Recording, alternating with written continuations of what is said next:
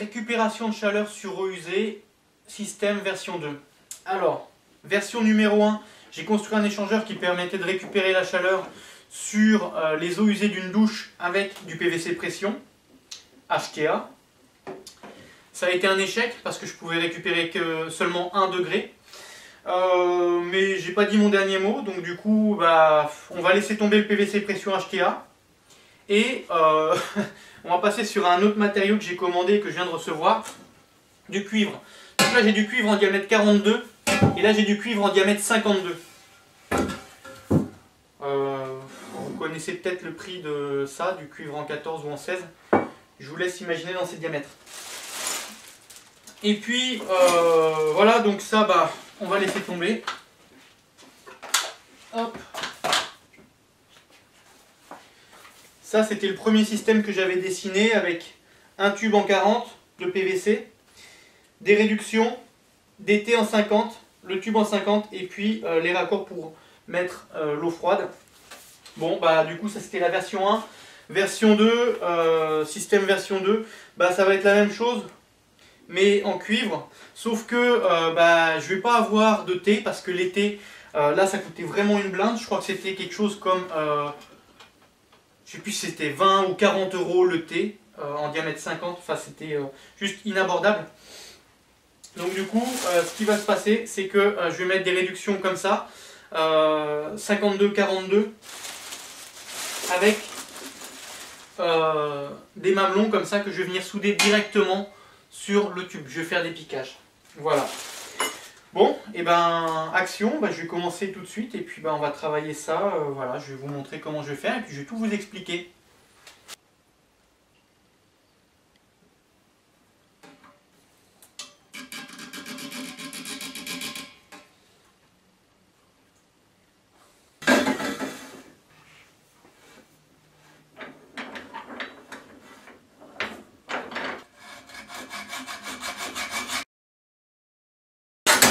Voilà, là,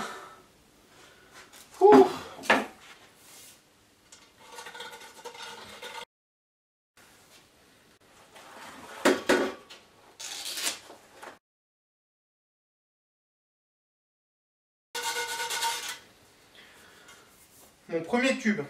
Alors ensuite j'ai des réductions et l'idée en fait c'est de venir mettre le 52 autour du 42 avec la réduction qui fasse comme ça.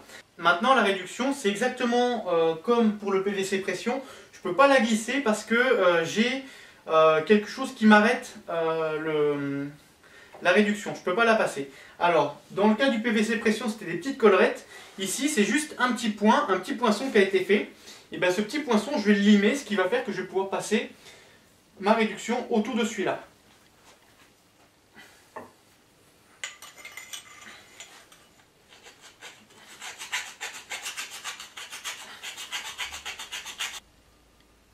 Voilà.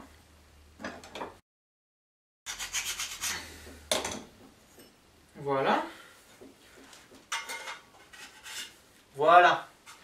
Donc là je vais pouvoir mettre ma réduction comme ça, faire une brasure ici, et ça va s'emboîter comme ça. Voilà. L'eau usée passe ici, et puis l'eau froide passe autour. Voilà. 86 cm sur mon 52.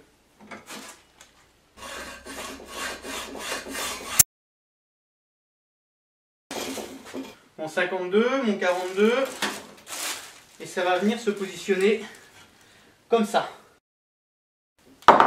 Voilà. Donc là je suis emboîté comme ça ici, ici, pareil de l'autre côté. Là, voilà. Et là, ici, toute cette partie-là, c'est là où je vais avoir mon échange thermique. Alors maintenant, ce que je vais devoir faire ici, c'est faire des piquages et venir mettre ce type de raccord. Maintenant, quand on regarde, là, si je veux mettre un raccord comme ça sur le bord de mon tube, c'est quand même vachement arrondi. Donc ce que je vais faire, c'est que je vais faire l'arrondi du tube sur cette partie-là. Avec la lime, je n'arriverai pas à avoir l'arrondi parfait du tube. Donc je vais procéder différemment. Ici, j'ai mon début d'arrondi, ce qui est très bien. Et je vais mettre sur mon tube un bout de toile emery, ce qui fait que maintenant quand je vais faire comme ça, eh ben, il va prendre la forme exacte du tube.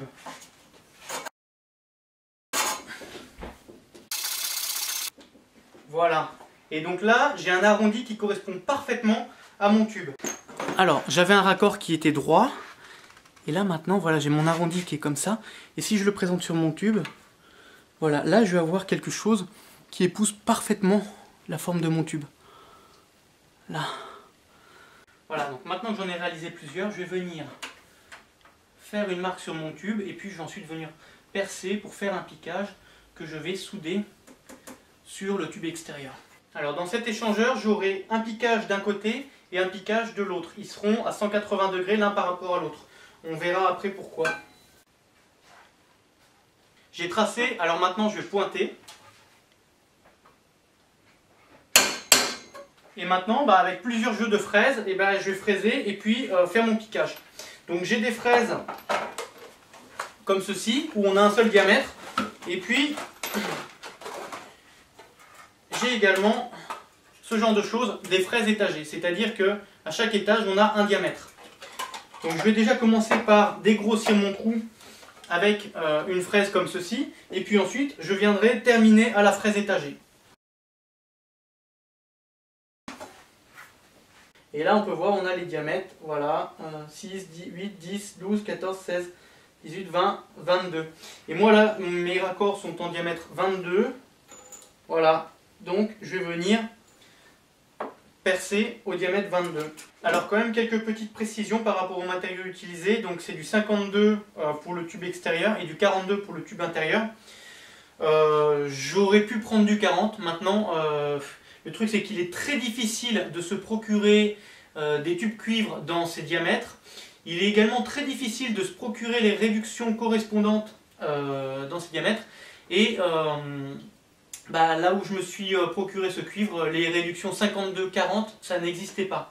Alors maintenant, entre le moment où j'ai passé ma commande et le moment où je l'ai reçue, j'ai trouvé, en faisant des petites recherches, qu'il existait des réductions 52-40. Donc pour une des prochaines versions, ça sera peut-être pas du 42, mais du 40. Ce tube-là en diamètre 42, mon problème, ça va être d'adapter le diamètre 40 de PVC au diamètre 42 de cuivre. Et je vais devoir passer par des manchons souples qui coûtent assez cher. Donc voilà, donc, au moment où je construis la version 2.0, il y a déjà la version 2.1 qui est en préparation.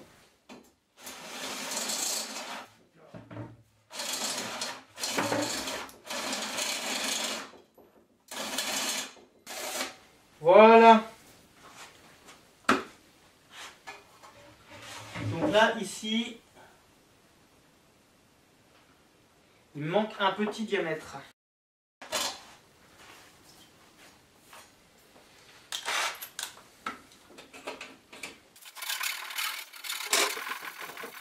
Alors ce petit ébavureur, il va vachement bien parce que il me permet, lorsque je l'incline, d'aller nettoyer la partie intérieure du tube.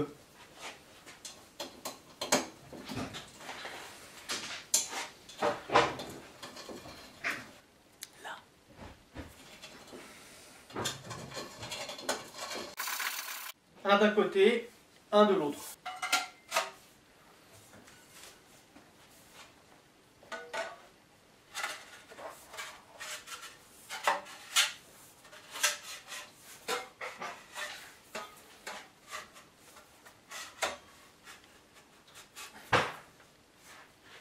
Voilà, donc là maintenant mon échangeur il est prêt à être brasé. Et puis alors là on voit quand même qu'on a un espace entre les tubes pour le passage de l'eau froide qui est quand même beaucoup plus important que sur l'échangeur précédent. Donc ce qui va faire que la vitesse de passage elle sera beaucoup plus faible et vu que l'eau passera moins vite, elle aura plus le temps de se réchauffer. Bon, maintenant je vais nettoyer tout ça et puis après je pourrai commencer à braser.